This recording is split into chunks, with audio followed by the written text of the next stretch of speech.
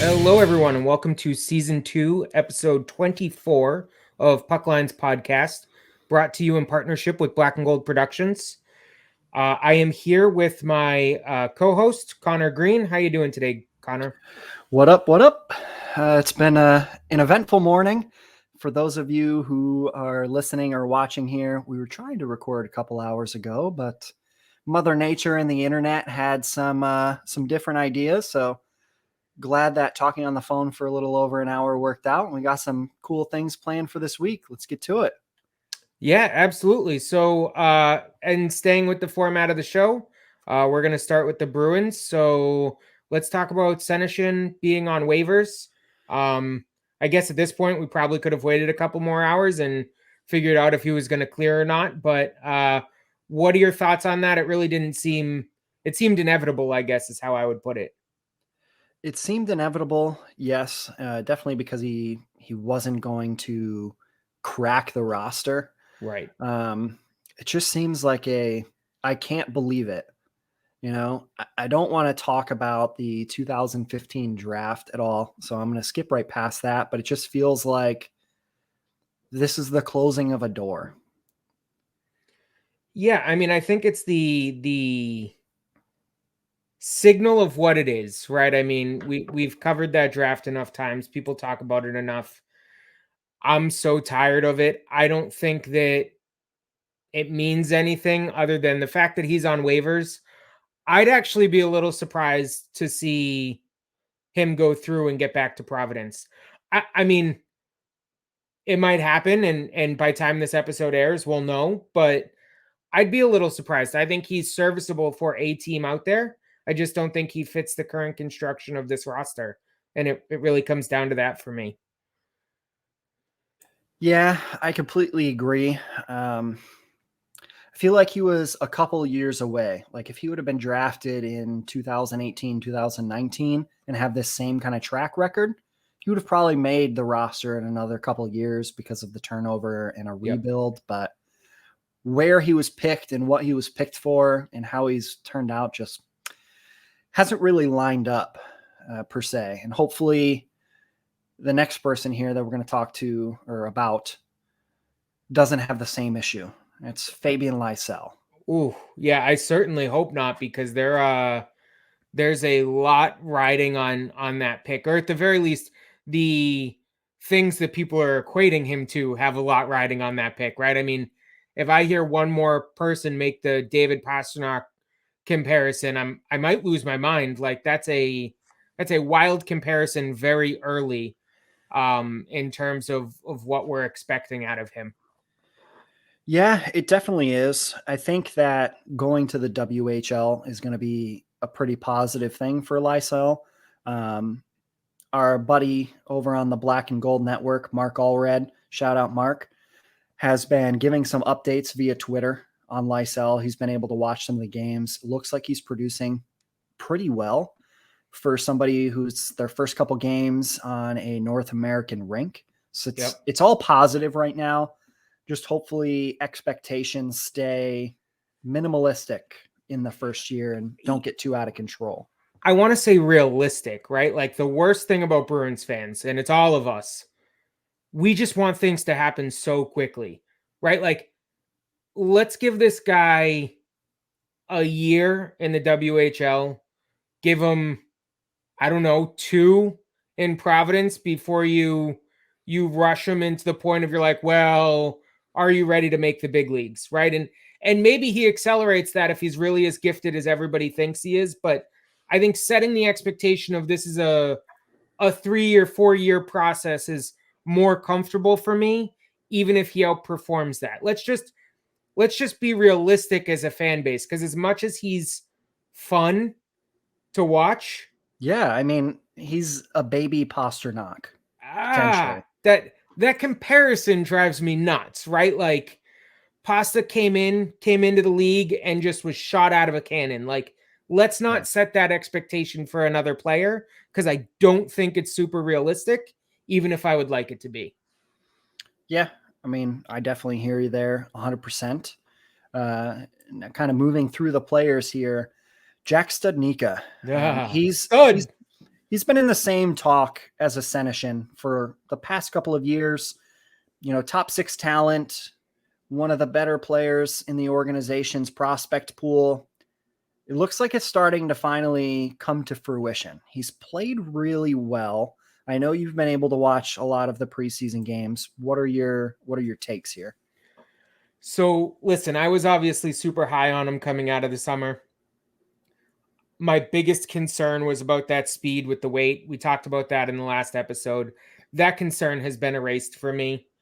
Okay. I think poise on the puck is still a little bit of a concern for me, but ultimately I think you get that with reps, right? So like the more reps he's going to get, the better off he'll be there. Mm-hmm. Listen, he has done everything in his power to make this a tremendously difficult decision on Bruce Cassidy, and that is all you can ask for. That said, Cassidy in his interview, I believe after the Rangers overtime loss, specifically said he would not be getting a look at the fourth line, which made me euphoric. Like, for a lack of a better word, I was just overjoyed with the fact that Cassidy said that. Now, it sounds like there's potential talk about him being on the wing. How do you feel about that? Because I'm not sure I love that. I'm not sure I love it either. And where is he going to play a wing position? So obviously the first and the fourth line are out of question. So, well, I guess the first line's not out of question, but it's highly unlikely. Yeah. So that leaves you with the second and the third line. The second line, Smith and Hall, excuse me. That kind of seems solidified at the moment. Yes, I would agree. Your third line, you have DeBrusk and Foligno as currently constructed. Mm-hmm. The only way I see this really happening is if they trade Jake DeBrusk. Not out of the question, but it doesn't seem like it's imminent by any means necessary. It seems like Jake DeBrusk is destined to start on the roster and play a good chunk of the year, and then hopefully boost his own value enough to make a trade possible. Let's be clear, DeBrusk, with the camp he's had and the preseason games he's played in, has earned that right. Right? I mean, he's a guy that's been with the organization for a while. You're paying him like a guy you depend on. If he really contributes like it's looking like he could, and again, this isn't meant to be how his season will or will not go, but I'm particularly excited that it looks like that fire is back, right? Yes. And if he can do that consistently. Now, I do want to point out that DeBrusk has always been talented. Consistency has always been an issue. So effort. Yeah, like I think it's important that he's seemed as strong as he has seemed in the preseason to earn himself that roster spot. Yeah. I also think it's worth acknowledging that he's done this before. He's looked good before. He needs to do this now consistently. Yeah. So we've always been critical of Jake DeBrusk. I deep down, I want to be able to give him a pass for all the stuff happening during COVID, some of his, mental health struggles because of how everything happened. I feel for him. I understand that. I'm just now hoping that he can come out and put that production on the ice, show everybody they were wrong. Because I feel like, were we going to give up on Jake DeBrusk too soon if we traded him? Probably. No. And here's why. If we traded him last year. This isn't like this isn't like he's leaving his entry contract. Here's the thing. DeBrusk was given a bridge deal because he said, I'm worth more. Correct. So are we giving up on him too early? No, we're giving up on him midway through a bridge deal where he said, I'm the shit. I'm worth all of this. And then did not come out and prove that. Now, I hear that COVID happened, but the deal is you had to come out and prove that, and he did not. So I am firmly against the fact that we would have given up on him too early. That said, I'm not upset to still see him here with how he's shown himself through camp and preseason so far. Yeah. And I don't know. It's tough. But like I said last episode, rooting against a player on a team that you root for, it's like trying to stub your toe on purpose on the coffee table. But talking about Jake DeBrusk and his preseason performance, since our last podcast, the Bruins have played the Rangers, which they lost to 3-4 Thank you all, Mark. In overtime, and they lost the shootout. And they also had played the Flyers, where they won 4-2, and that was their home preseason opener. So let's get the Allmark thing out of the way. I posted what I thought was a funny tweet about how, like, things you can be sure Bruins fans will say after this loss. Mm-hmm. And two of them had to do with, one, you know, they're going to start being down on Allmark in a preseason game, which is absolutely ridiculous. Yes, he gave that puck away in an absolutely horrible spot, but it probably never should have gone back to him on that pass. I don't know why you pass it back 140 feet or whatever to have the goalie try and handle the puck. That's just never a good idea. Be patient and wait for the change. And B, he's rusty. He looks rusty, right? Like he doesn't look square to the puck. He doesn't have that poise. He doesn't look like a goaltender who's had reps. So I'm happy to hear that Cassidy acknowledged that and said that he's going to get the reps. But the other thing I said is it's Tuukka's fault. And the number of you bozos on Twitter who didn't understand that was a joke and that I was being mean to you because I knew you were going to treat Allmark like you treated Rask, you're a bunch of idiots. And I'm really dissatisfied that you're on Twitter. Tuukka Rask is not currently playing for the team, nor is he in any way at fault for things that Allmark does. So if you want to blame somebody, here you go. It's because Allmark was in Buffalo. Anyways, we're not going to, there was some Buffalo meltdown on Twitter. We won't rehash that experience, but the real story here is Allmark is going to be just fine. He is a serviceable goaltender. I still don't necessarily understand the contract, I think he's more than serviceable, and I think that's why he got the contract he got. Okay, let me rephrase the term serviceable because often that's looked at in a negative manner. Correct, yeah. I think what I mean is that he's serviceable in that he's going to play more than half your games. He's going to keep you in those games, and he's going to give you an opportunity to win. Goaltending has never been my issue with the Boston Bruins. And maybe that's what I mean by serviceable, right? Like he's going to fulfill the role of goaltending for the Boston Bruins because two things will remain true. One, they're going to stop the pucks they need to stop 99% of the time. Two, the way your D plays and the way your system is structured, it's hard for a goalie to be wildly unsuccessful in your system, I would say. You're just a good defensive team. Your forwards take pride in it. Your D take pride in it. Like, it's a big part of your culture. Secondary scoring will remain your issue if it's not solved. Now, in theory, the way DeBrusk is looking, and you've got Studnik, and you've got a whole bunch of other bottom six pieces that you brought in the offseason, in theory, that was to address secondary scoring. So I'm less concerned about that. But I don't think, again, what I mean by the word serviceable is goaltending is not going to be the Boston Bruins issue this year. He'll do the job and he'll get it done. Gotcha. Correct. Yeah. The thing that worries me because of Boston being Boston and wanting to crucify the goalie so much is this is a goalie who's completely changed teams, systems, and success levels. Correct. That takes some time to adjust to. Likewise, it'll be with the team adjusting to him. Correct. They've been used to Tuukka Rask for the past few years and the way he prefers that they play around him and around the net. Yeah. Tuukka probably, he could have told his teammates, don't you dare pass the puck back to me like that. I am not good at handling the puck. Right. Now Allmark probably went back which into would the have been locker true. Yeah. Now Allmark goes in the locker room. He's like, man, why did you toss that to me? I'm not the hot potato guy. Please don't do that. Well, and I still don't. I think it was Pasta who was making the change. Is that correct? I think it I'm was, yeah.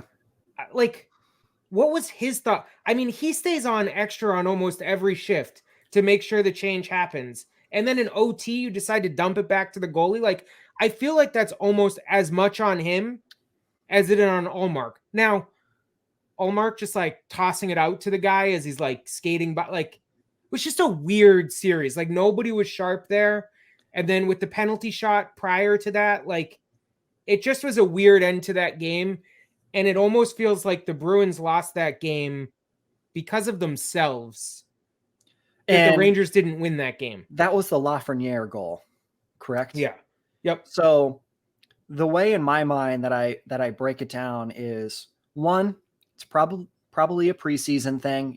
We'll just dump it back to the goalie real quick. We're not, gonna gas ourselves out in a preseason game. Being a little bit of a who's talking about practice, Allen Iverson insert there. And at the same time, I feel like if you're Allmark and you see one of their top skilled players coming at you, why are you going to try to pass the puck past him where his hand-eye coordination was phenomenal? Yeah. And he smacked that puck out of midair. And I just don't, again, right? That's a decision-making early preseason, new system. And again, I really truly feel, and he didn't say this, so I'm making this up. I really truly feel like he didn't believe he'd have the puck. Like, he was not prepared to have the puck because it was 140 feet away from him. And like, the pass back to him was just a weird decision. I still firmly believe that was a weird decision, but I guess it doesn't necessarily matter. I mean, the end of the day, they lost in overtime, and then the practice shootout they lost in as well. Game versus the Flyers felt a little more real. It had the better of the NHL players available. And I think it just I felt like everybody was there and bought in that game. Like, the effort was there. It's what you would expect to see. I think it was by far the most indicative of what this team is going to be this year. Mm-hmm. And that gave me really positive vibes. Yeah, I definitely agree with you there. Is there anything out of that Flyers game that you want to get in depth on and touch on at all, or? I don't think so. It's preseason. I guess now is as good of time as any to, plug the Bruins Under 5 segment we've been doing on our YouTube channel. Check it out. You can check out our YouTube channel. Basically, we recap every game in under 5 minutes. So if you weren't able to watch the game or you just want to see a quick recap of it, we do our best to do that. I will tell you, in a game where 7 goals is scored, it was at 4 minutes and 50 something seconds because I was having down. Yeah, like, I was trying to figure out how the hell I'm going to fit 7 goals in 5 minutes. It was not as easy of a task as I was thinking it was going to be, but definitely check those out. Subscribe to our YouTube channel. I'm still trying to get to 100. I'm going to give a plea to our listeners so they know the truth as to why.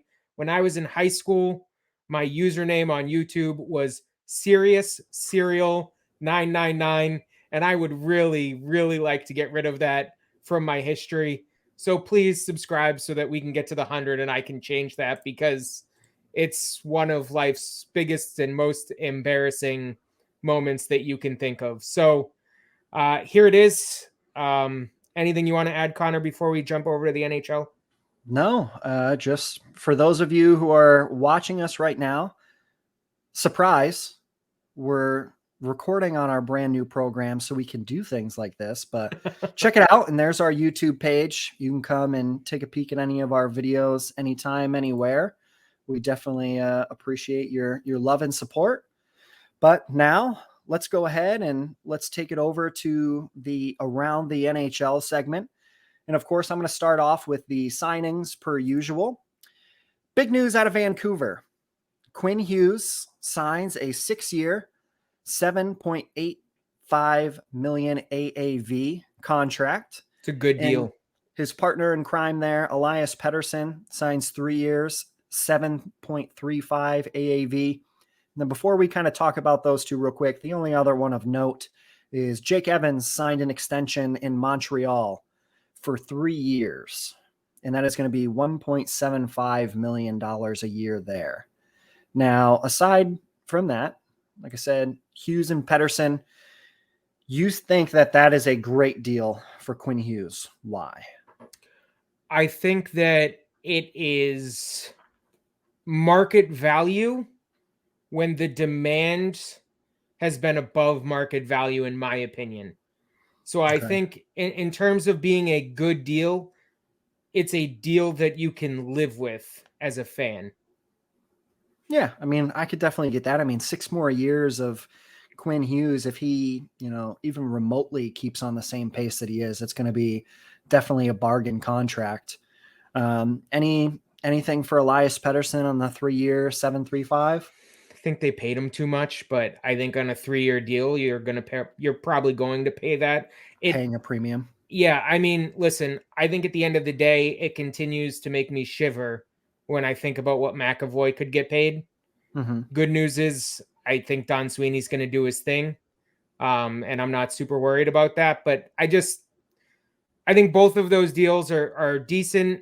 I definitely think the Hughes deal could turn out to make them look like geniuses if he continues on the trajectory he's been on. Yeah, I mean, I would definitely agree. Now, of course, with signings, your GM always kind of gets either bashed or he gets praised, sometimes a little bit of both. Which NHL coaches or general managers do you think are riding a hot seat this season? That's a good question. Do you have anybody top of mind? Because I feel like I'm in the point in the season where I don't want to put somebody on a hot seat because it's too early, but that's not really how fan bases work. So I don't know. Who do you have on your mind? So, just out of a couple here to give you some ideas, some of the general managers who are about to expire on a contract, you have Don Sweeney. Yeah, but he's fine. In Boston, you have Mark Bergevin in Montreal. Going to be fine. Bob Murray in Anaheim. Bob Murray's screwed. And I think there may be one more that I'm forgetting. There's one or two more, I believe. So I'm going to try to pick one coach and one GM. For the coach, I think Sullivan in Pittsburgh is coming to a close. Yeah, they have injuries. Yes, everybody understands that he helped them win a few Stanley Cups there. But at what point does it switch from we're in win now mode and we want the Mike Sullivan who's great with veterans to switching over to a different coach as you begin a rebuild? I think that's coming. Is it going to be this year? I'm not sold 100%, but I think he's probably the best coach out there for that. Here's why I think not. And there's only really one reason. I think you've got to give it another maybe 2 years, right? Before you do that fully. I mean, you have to keep Crosby in mind, right? Like it's kind of coming to, it's a little bit of a Bergeron situation, right? Like you're either going to do it or you're not. And I honestly don't feel like they're positioned as well to do it. So maybe you do cut it off at the end of this year, but it just feels like you got to give it that one last college try of like, I'm going to give it everything we've got. And then if it doesn't work out, it doesn't work out and you cut bait. I just don't know that this year's the year you do that. Yeah.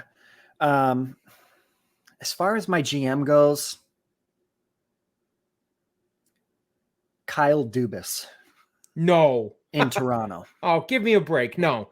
Listen, you should be right. But you're not, because they're making the first round of the playoffs, and that's the only expectation that organization and franchise has. I mean, I hear you. So the way that I got to this, and this is a hot take, by the way. Like, we're going to have to clip this because this is a hot take for sure. So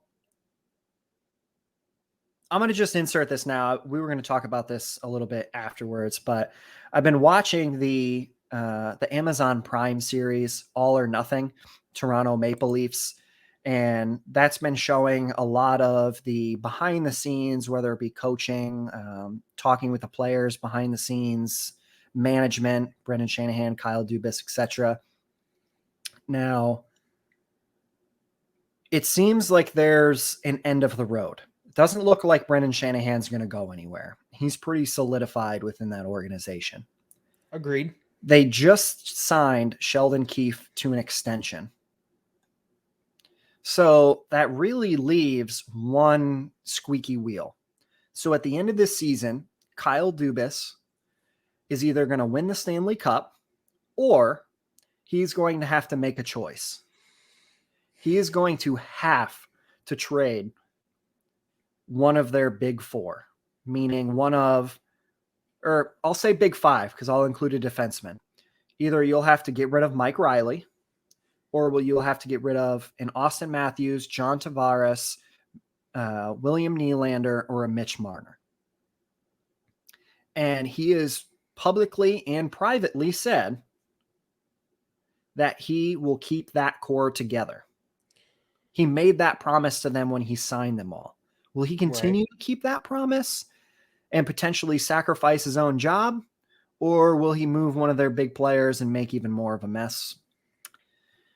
I think that if they continue to have a bad season, or if they even lose in the first round again, they've got to make a change within that organization. And I feel like aside from just blowing up your roster, Dubis is on that hot seat.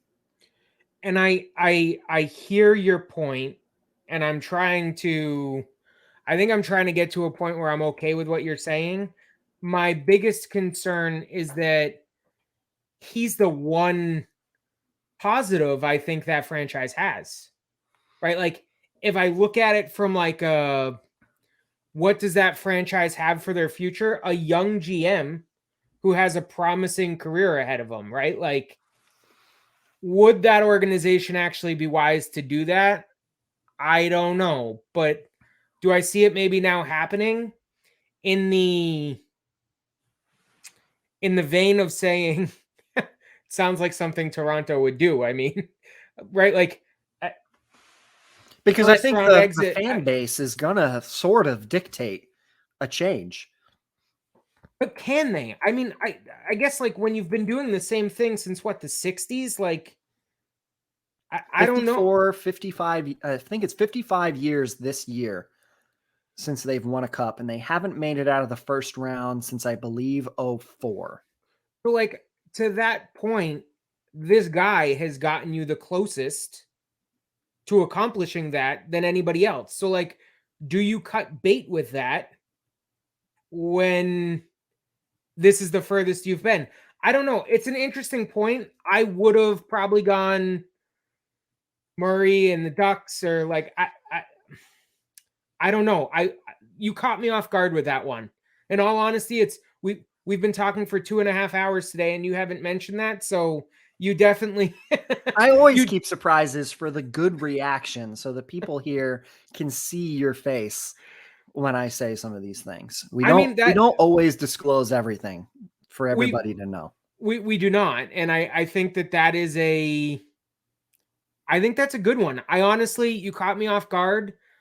I can see them doing it just because I think they're dumb enough to do it. In all honesty, like I'd sooner ditch Shanahan, but that's not going to happen, to your point. So yeah, I don't think he goes anywhere. So what we're going to do for this, we'll eventually clip this for the Toronto Maple Leafs Kyle Dubis talk. We'll throw it out on Twitter. We'll make a poll, the whole 9 yards, and we'll talk about it again on the next podcast and see what some of those Leaf fans have to say. Now, kind of moving on through the agenda here. This year, there's a new NHL enforcement policy of the cross-checking rule.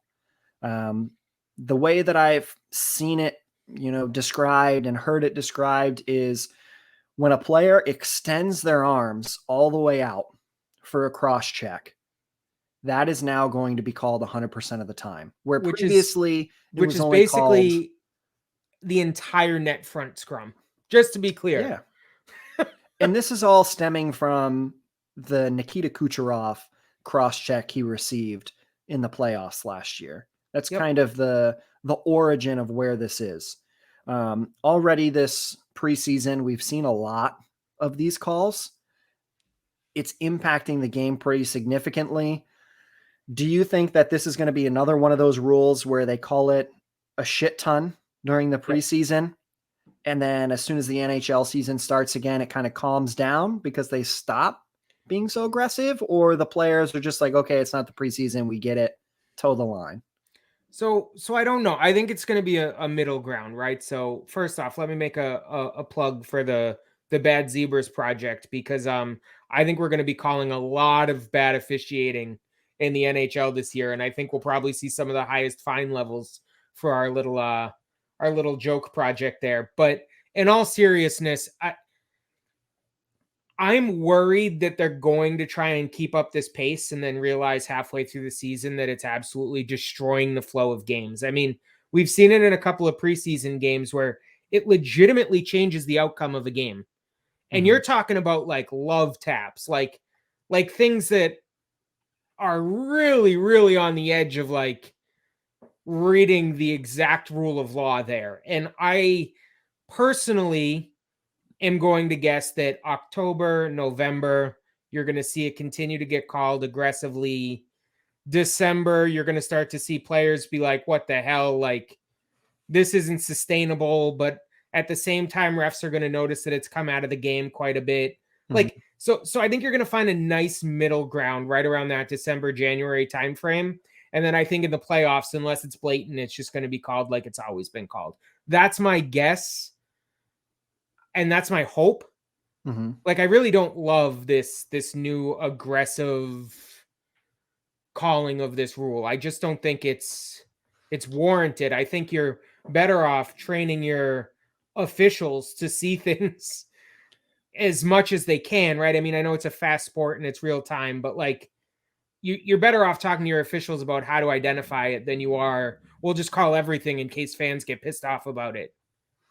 Now, do you think that they are over officiating the NHL?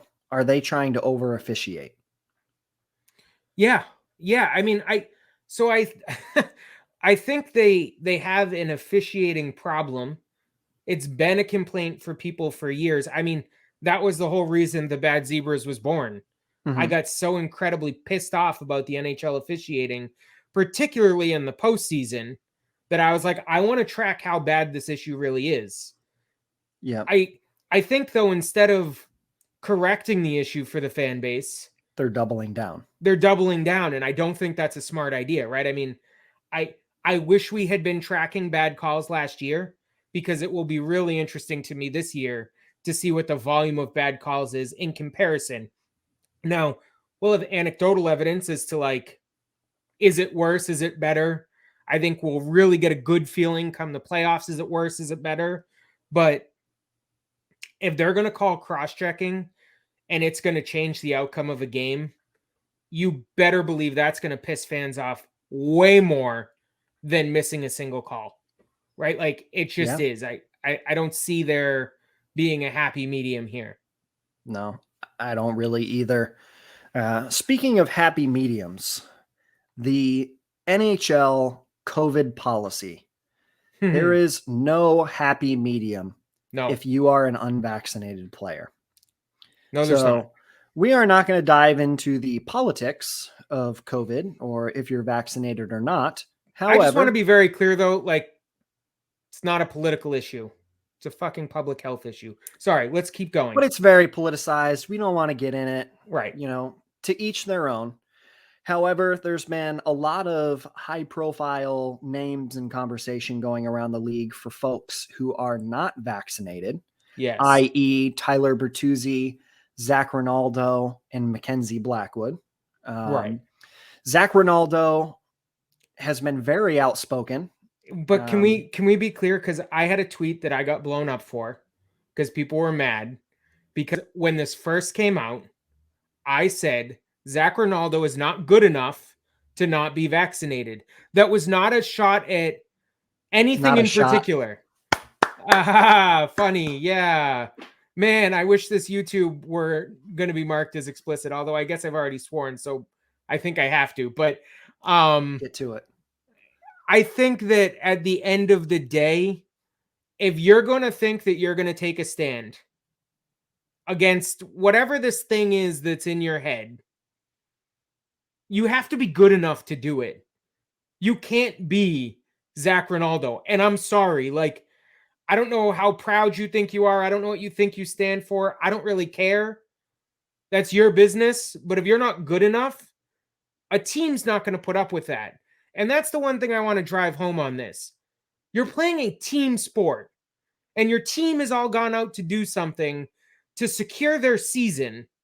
And if you're not going to join them on that venture for whatever reason you have, then so be it. Bye. bye. Exactly. Like, get the hell out of here. You're not doing what you need to do to make this team win. I'll use this comparison. If your favorite player took a lazy line change, right? And cost you an overtime goal. Okay. Okay, maybe this is too familiar. But like, you'd be pissed, right? Yeah. Because they're not doing everything they can do to help the team win. Well, Zach Ronaldo, you're not good enough to be a problem for your team.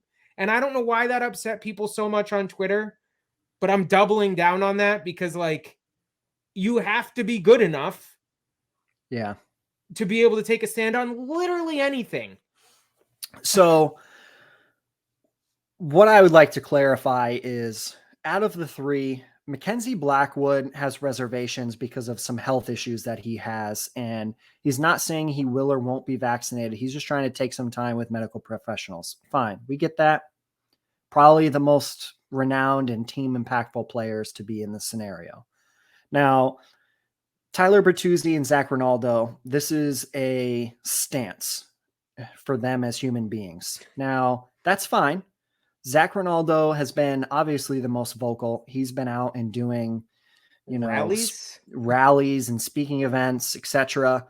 And they announced that, of course, he's not invited to training camp. And they have now come out and said that he is going to stay at home the entire season and not participate with any of the Columbus Blue Jackets affiliates. And they will honor his $300,000 contract for this year and pay him to sit at home because he does not want the vaccine. So on one hand, Ronaldo, you're kind of being a little excessive about it and the way he was going about all of this for what his job is. And then on the flip side, you know what? Good for you, Columbus Blue Jackets. You did not need to spend that $300,000 to let him sit at home. That could have been his choice, and you could have voided his contract, and he could have went and signed somewhere else. But kudos to them for, they signed him to that contract, with or without a COVID shot during the summer. So I think that's a very positive thing for their organization. Yeah, when they need some positive feedback. Yeah, I mean, listen, I think you do what you have to do as an organization to make it through those moments, right? I mean, that's not publicity any team wants to have to handle, right? And again, especially not for a guy like Ronaldo, but I think that you handle it how you have to handle it. The one thing I'll say is I am impressed by the NHL. You probably will never hear me say something like this again, so you might want to write this one down, save it, record it, snip it. I am impressed with the way the NHL and the NHLPA have handled this offseason. I mean, they came out with whatever their rule was, regardless of how you feel about the rule. They came out with a rule. They stuck with the rule. They said, this is the way it's going to be. If you can't accommodate this, you won't get paid for the games you don't play in.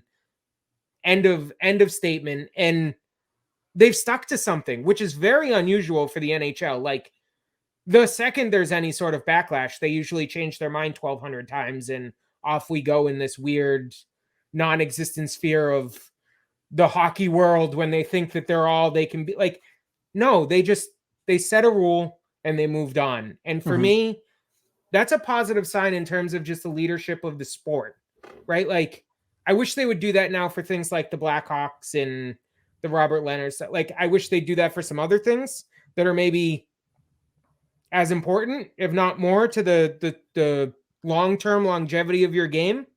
But it does show you that they're capable of sticking to a decision, and that's something the NHL doesn't do very frequently. Yeah, absolutely. And I think maybe that can kind of bring us into another topic here. This isn't on the agenda. However, Robin Lehner, you mentioned his name and what he came out with. So essentially, this is all stemming from the Jack Eichel debacle and the team trying to dictate his surgery.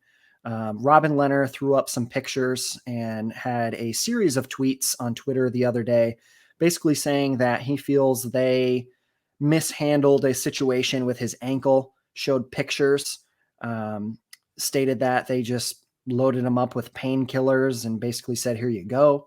And he's somebody who has, open substance abuse and mental health issues in the past. And he basically came out and said that there are organizations within the NHL who are giving their players prescription medications without prescribed medical need.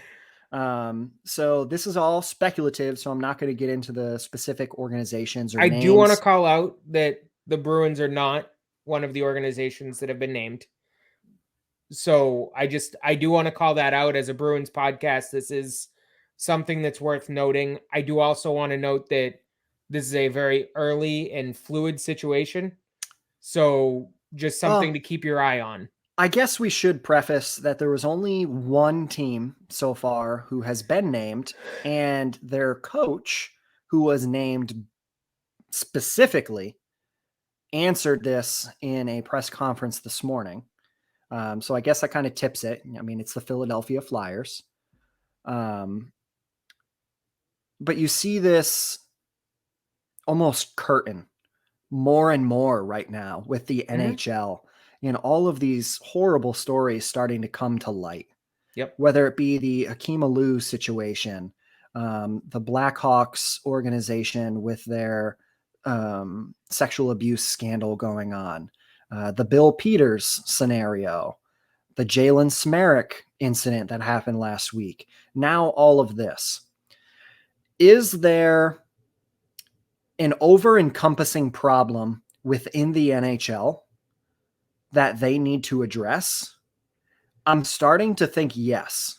I'm thinking that it's more than just the NHL though, right? And we've talked about this Maybe on this hockey show. As a culture. Yes, it's the hockey as a culture issue that we've talked about, right? Like, I mean, listen, for the last however many years, the Bruins organization has been kind of top tier, treated as a top class. And I think a lot of that stems from the leadership of the players and the leadership of the coaching staff, right? And I wouldn't necessarily give as much to the ownership, but I do think, as much as I crap on the Jacobs family, there is a level of professionalism to them and passion for the sport. They've always been involved in league management. They've always been involved in kind of their growing the game initiatives. They've always put their money down in times when that has mattered. That has not been the same for a lot of hockey culture.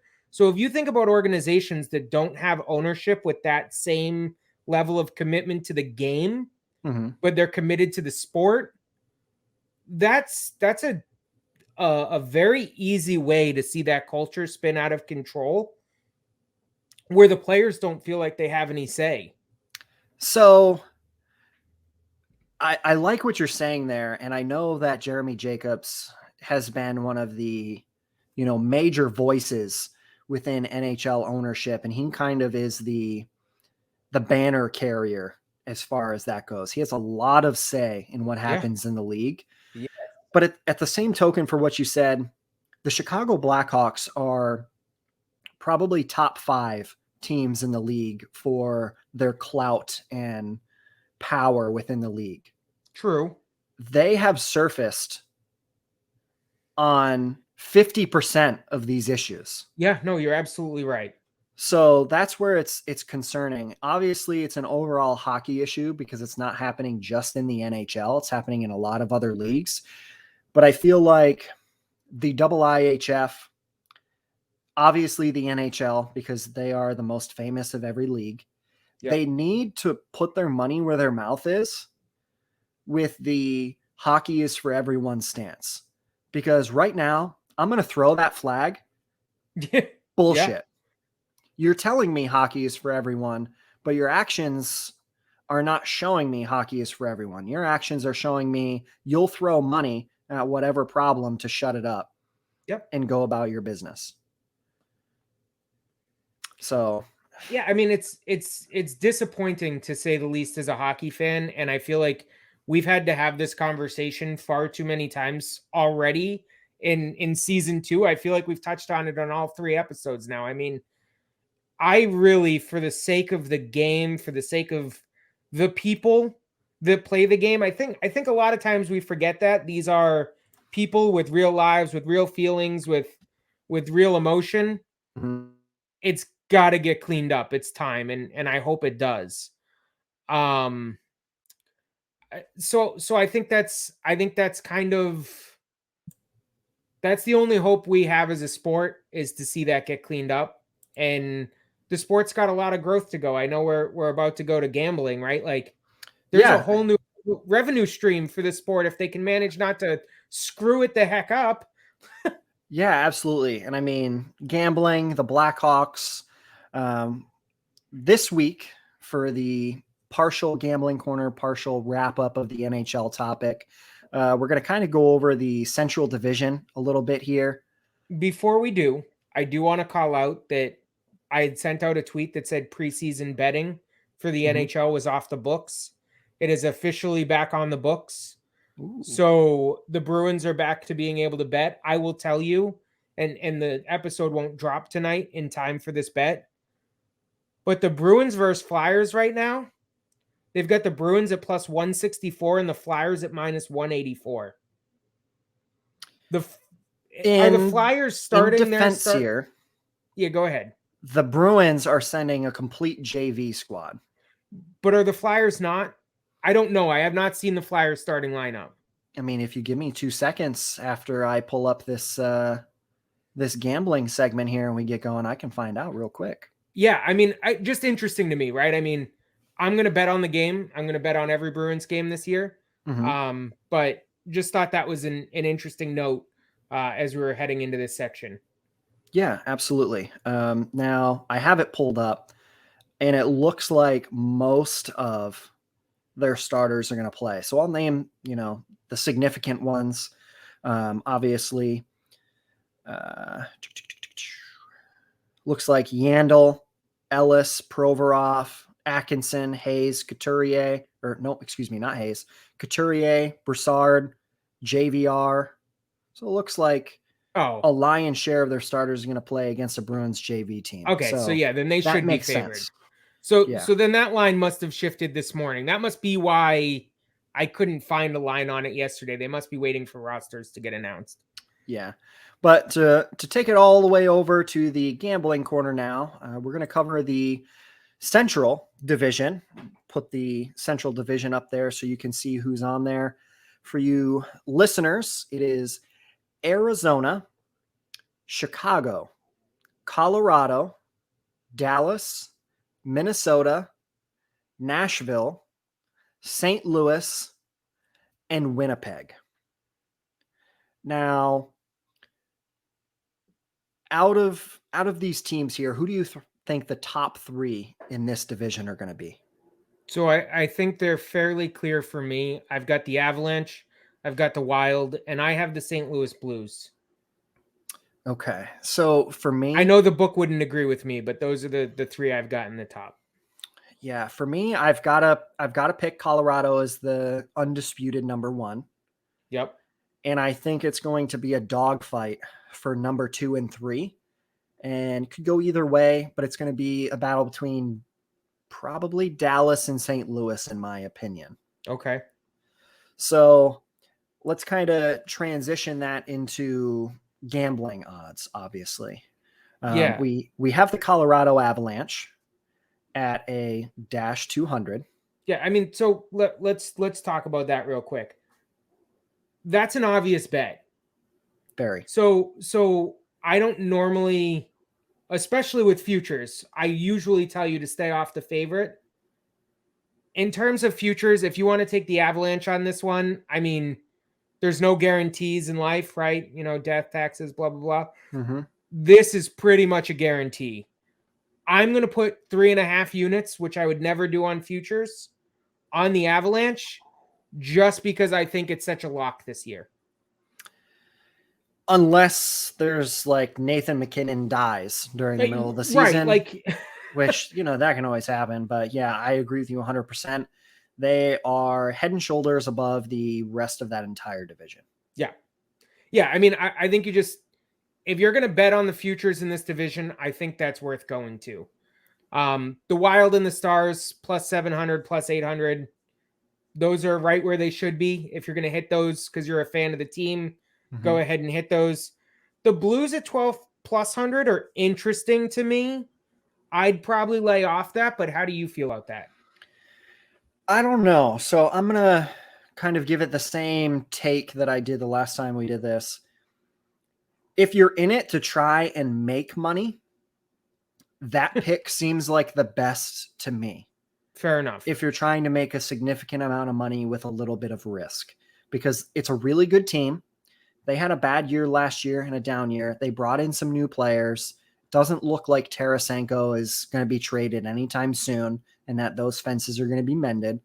I think that for +1,200, that's a pretty good value pick for what that could turn out to be. The flip side of that is I think the Avalanche are so far above and beyond everybody in that division that I don't know that it'll matter. And that's where your bet truly comes in. But you're going to have to gamble way more than you really should to make money. And that's the way that I kind of look at it. Yeah, and that's why I said, right, like for me to make it make sense at all, I'm going 3.5 units on a futures bet. That is ridiculous, but it's twofold for me. One, and here's my standard plug, right? I can afford to lose it. So if I lose that bet, right, I'm still going to get groceries and my, mortgage paid, and all of those things will still happen even if you lose that bet, right? And that's my call out to folks listening to this show. Please only bet as much as you're able to afford to lose. Please do not be the next Evander Kane. Right, thank you. To me, it just feels right. It feels right. It feels so sure that I'm going to put enough money on it to still win something. It still won't be great, right? I'm basically getting half of that, but it's not like the Blackhawks at +1,400 or like the Preds at +4,000. Now, I do want to talk about this anomaly at the very bottom of this list because it's very unusual to see what we're about to talk about. But I mean, Blackhawks, Preds, anything there, I'm not taking those even if I'm a fan, but they can compete in the division for a second or a third spot. Don't think they're going to be number one. I think the Blackhawks are obviously better than the Predators with the additions they made, but this last betting line in this division is absolutely absurd. So the Arizona Coyotes. Now, we've talked a lot about them on this show the last couple of episodes just because it's been such an interesting experiment, but they currently are listed at +15,000 odds. Now, the high you're generally going to see is about +10,000 because they're saying that's as ridiculous as we're going to get. I honestly think the only reason the book has done this is because they wanted to include all the teams. Do not put your money on that. It is going to be so enticing. You're going to go in there and you're going to be like, wait a minute, I can put in $10 and win 150, right? Like, don't even think that way. Don't even throw $10, $20, right? Like, if you want to be that guy, just put down $1 and let it go. Right. Like, if you really need to hit that, if you're in what we call full degenerate mode, like I was during the Patriots game last night, like, then yes, go ahead and throw something small at it and be proud of the degenerate you are. I will join you, but not on this bet. Like that is even, I'm almost offended that the book would accept that bet. Yeah, Like, it's taking people's money. They're accepting your money. Now, if Arizona somehow comes out and wins this division this year, and I went on this rant, you should give it back to me, because A, that'll be hilarious, and B, it's not going to happen, so I'm not worried about it. But that's really interesting. So I want to take the chance to introduce this last bet we're going to talk about, this Bruins related bet, because I took so much crap from everybody on Twitter, and I'm actually going to stick with and explain this take. So somebody tweeted out like Taylor Hall does blank this season or whatever. Yep. And I responded and said, puts up 100 points, 100 plus points. Now, everybody kind of came back at me and was like, you're absolutely out of your damn mind. But we got one guy on Twitter, and I don't know how to say his username, but I believe his actual name is Kyle. But I got him to agree to wager with me. I believe we put $20 on it, to wager with me that Hall scores over 100 points. Now, let me tell you why. The thing I've seen from Hall in the preseason that has maybe been more impressive than his actual offensive skill is his effort. I posted this on Twitter the other day, which was like a short 13-second clip of Hall just flat out diving to pass the puck. Now, that is in a preseason game that he is putting that level of effort in. And for me, I think between his offensive skill, the fact that he's likely to be the guy that's going to have to facilitate that second line's offense, which means he's going to pick up a bunch of assists, on top of the fact that he's an elite goal scorer. If he puts this season together, I could see him 65 assists and 35 goals, like, especially if he's going to get special teams time. That unit, that top unit on the special teams, the power play, looks unstoppable. And so those are the three factors I'm putting together to get here. Now, would I tell you to take that bet if a book would give it to you? Probably not. But I'm telling you right now, if you can take a wager with a friend, or you can take a wager with somebody on Twitter, like, totally going to be a fun thing to watch this year. And I'm going to be obsessed with it over my $20. Yeah. I mean, I definitely hear you. I think the Taylor Hall to have over 100 points, Charlie Coyle's going to have a phenomenal season. Yep. I know friend of the show and colleague here at B&G, Kevin O'Keefe, went out, I think it was a few weeks ago, and said that he thinks that Charlie Coyle is going to score more than 60 points this season. Yep. He was one of the main people who argued against you that this wasn't going to happen. And I think both of those things could be hand in hand. Yep.